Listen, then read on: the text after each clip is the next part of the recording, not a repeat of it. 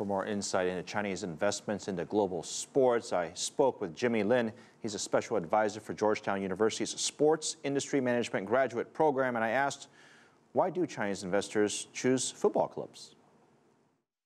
I think if you look at obviously the two big sports are soccer and basketball.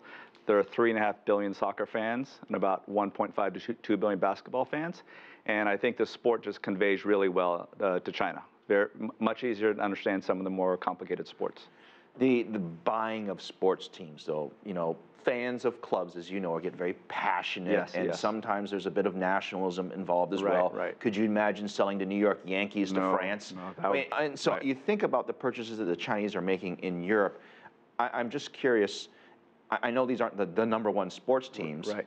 But what is generally the reaction or the welcoming environment when it comes to foreign ownership? And it doesn't just apply to China. It's not the best. If you look at the biggest football clubs in the world, the big ones in the EPL, you look at Manchester, their fan base is massive.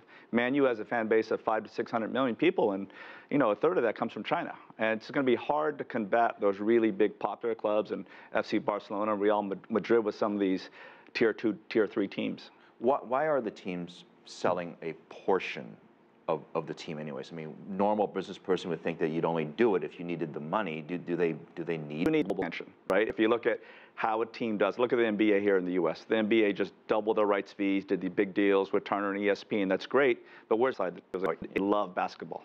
Well, I mean, clearly marketing is a huge part of it. So that said, when it comes to the marketing on teams overseas, Manchester United, for example, they don't need additional marketing. I'm sure the entire China knows about Man U. Right. But some of these other second-tier, third-tier sports teams, in China, there's going to be significant marketing to be done. Yes. How will the fans, do you think, in China react to that? I think it's going to be difficult, but if I were involved as a consultant or advising the teams, I would really encourage them to have a couple Chinese players on the team. And you see that model that works here. Asian players that do well here on the NBA teams and Major League Baseball teams here become a lot more popular. I mean, the one stat I love is the biggest sports event in America is the Super Bowl with 110, 112 million viewers. That's great. Well, a few years ago, there was an NBA regular season game between Houston and Milwaukee. Two, so-so teams, and 250 million people tuned in. And why is that? Because Yao was on Houston, Yi was on Milwaukee. And because of that, 250 million people tuned in, like 2.5 times what watches the Super Bowl. And I think that really opened a lot of eyes. How do the Chinese investors ultimately benefit from this type of investment? Well, there's two ways. One way, for the rich people, it is a toy. Right? If you look more and more, it's not corporations owning team, it's wealthy individuals, and it's a toy for them. Look at Steve Ballmer buying the Clippers for $2 billion. It's just part of it. Don't tell Steve that. It's a big toy. But the other thing is, it's for business owners that can leverage their relationships with their Chinese businesses in China to help attract the U.S. market. Right? Like Robert Kraft, who owns the New England Patriots, he wants to go play in Asia because it helps his businesses outside of the Patriots grow their business. For international investors, the #1 complaint I often hear is that, okay, so I'm going to put my money in, but I don't have a lot of say in how the team is run. Right. I don't have a lot of say in the players that they recruit. I mean, you could obviously say something, but no one's listening. It doesn't mean anything. So is it the money that we want from Asia, or is there a certain expertise that we want, or is it the marketing that you're referring to? It's the money, but it's the local expertise.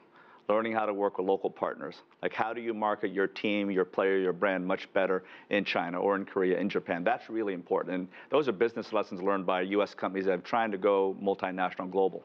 It's so important to work with that local partner. And the other really big thing that we see, part of my business, is mobile, the increase of mobile. And how do fans watch games now, especially in the developing countries? It's not on the TV, it's not on the laptop, it's on the mobile device.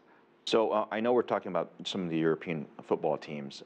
What about in the U.S.? Would it be possible to see a Milwaukee Bucks or the New York Yankees or the Chicago Bulls sell a portion of their entity, their sports club, to somebody in Europe or Asia? 100% yes. And I've actually been involved with trying to connect some of wealthy Asian investors from China and Hong Kong and Japan and Korea to some clubs here who are interested in selling a minority interest. And the one reason is they want to tap into that connection to the Asia Pacifics. And I think that's a brilliant marketing and business move. Has sports gone Is global the new strategy? Are they just going to say, forget about domestic? There's only so many players that are going to and fans that support us here. We have to go international. Yeah, U.S. is the #1 sports market just in terms of pure revenue.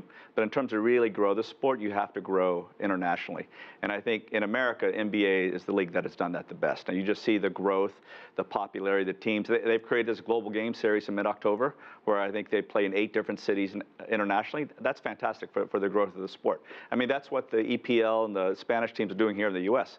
They're here. Tottenham was here last week to play the Major League All-Star game. So it's good exposure for the EPL clubs to come and play 3 games in the U.S. Concurrently, it's the same thing for the U.S. clubs to go overseas and play.